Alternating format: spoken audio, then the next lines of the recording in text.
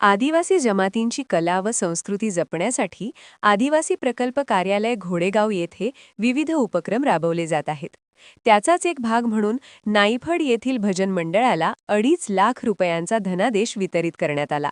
आदिवासी प्रकल्प कार्यालय घोडेगाव येथील प्रकल्पाधिकारी प्रदीप देसाई यांच्या हस्ते हा धनादेश भजन मंडळास सुपूर्द करण्यात आला. यावेळी भजन मंडळाकडून भजन सादरीकरणाचे प्रात्यक्षिक घेण्यात आले. आदिवासी लोककला, परंपरा व सांस्कृतिक वारसा जतन करण्यासाठी शासनाकडून दिला जाणारा हा आर्थिक पाठिंबा महत्त्वाचा ठरणार आहे. या उपक्रमाचे परिसरातून स्वागत होत आहे.